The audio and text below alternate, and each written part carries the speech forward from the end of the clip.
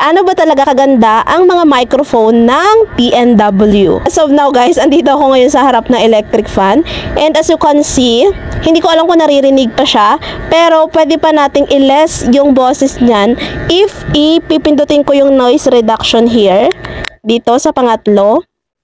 Ayan. So, medyo magli-less na yung boses ng electric fan na nandyan sa harap kasi nga meron itong noise reduction.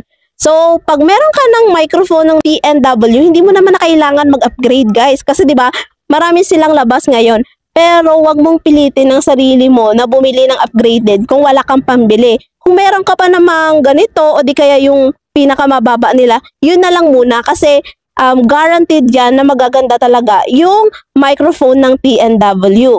Tapos, dito naman, pag meron siyang echo. So, ganyan naman yung boses natin pag naka-echo siya. O, diba? Ang ganda talaga ng mga products or microphone ng TNW. Kaya, hindi talaga kayo magsisisi pag yung mga microphone nila yung chinek out nyo.